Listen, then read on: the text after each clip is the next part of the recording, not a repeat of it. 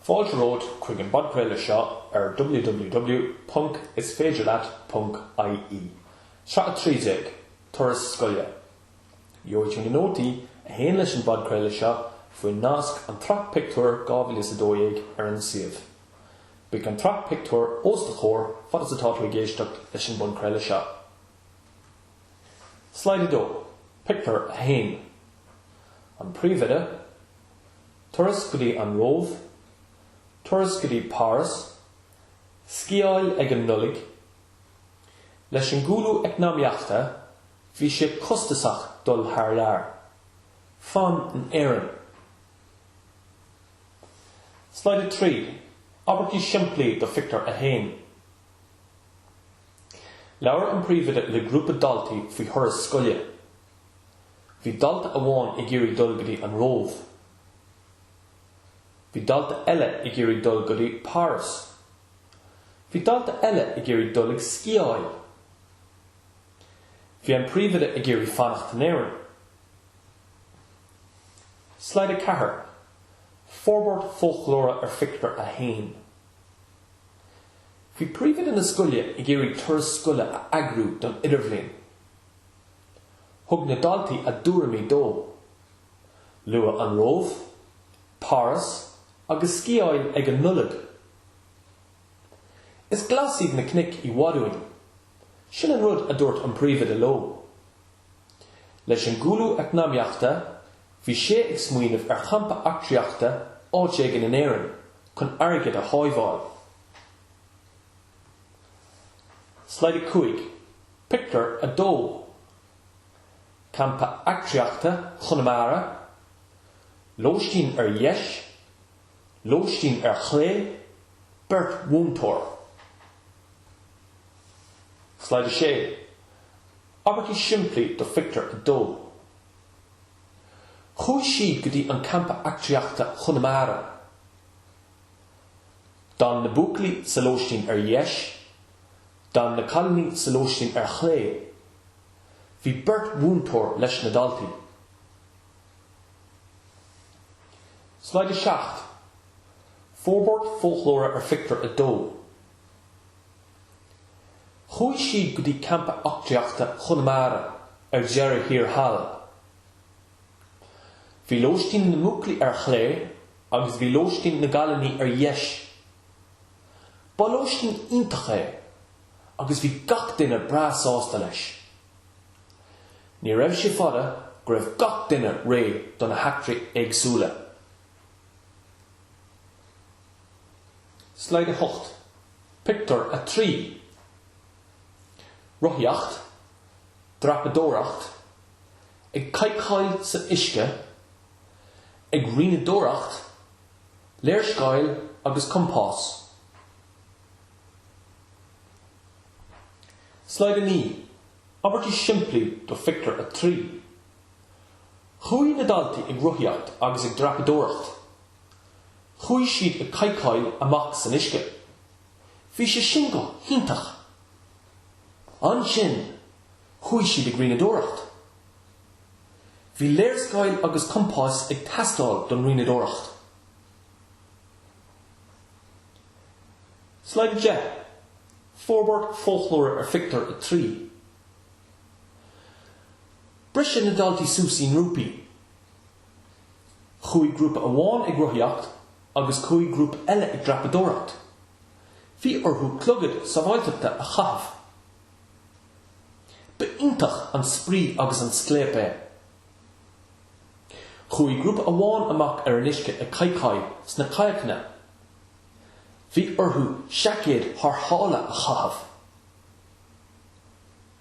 Tugad compáis agus léirscáileanna do grúpa amháin don rianadóireacht. Slide 11. Pictiúr a 4. Cuasa rianadóireachta. Is deach san isce, ag scradaíal agus ag béicial. Slide 12. Abertí siimplí do Pictiúr a 4. Glach na daltaí páirt sa chúrsa rianadóireachta. Bhí sé deachar. Léim pól is deach san isce. Bhí na daltaí eile ag scradaíl agus ag bécíl air. Slide 3. Fórbord fólchlóra ar fictar a cethair. Cuire an dúthracht agus iireacht isteach sna gníomhaíochtaí. Bhí umíocht géir ann idir na ranpháirtithe sa rianadóireacht. Ba é pól an chéad duine isteach san uisce. Bhí an bua aige. Bhí na daltaí eile ag scradaíl agus ag bécíl fada sa bhí seisin ag trasnú an uisce. Slide 4. Pictiúr a 5. Sa seomra sí, ag sinnam ceoil, ag caint, ag baint taitneamh. Tuirse orthú, áthas orthú. Slide 5. Abertí siimplí do fictiúr a 5. Bhí na daltaí eile sa seomra sí. Bhí maire ina sí sa chathaoir ag léamh leabhar. Bhí colm ag sinnam an gitar agus bhí círe ag sinnam an bhóráin. Bhí tuirse orthú ach bhí áthas orthú freisin. Slide 6. Fórbord fólchlóra ar fictiúr a 5. Bhí áthas an domhan ar na daltaí, a scí a ligean I ní an lé thuirsiúil a bhí acu. Bhí siad spínta amach. Dan siad sa seomra sí. Hain colm an gitar agus hain círe an bhóráin. Le daoine eile leabhar. Bhain gach duine sprí as an tróna. Slide 7. Pictiúr a 6. Ar bhain na daltaí taitneamh go hintach, thar bar, níos fearr ná páras. Gá na daltaí buchas ló.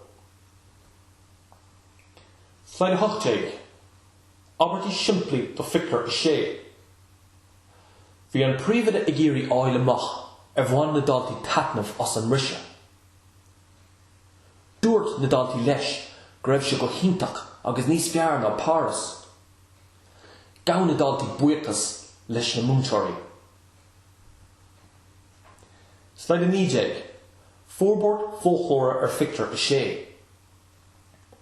Bhí an príomhide ag fannacht ar an mus ar ais sa Scoile.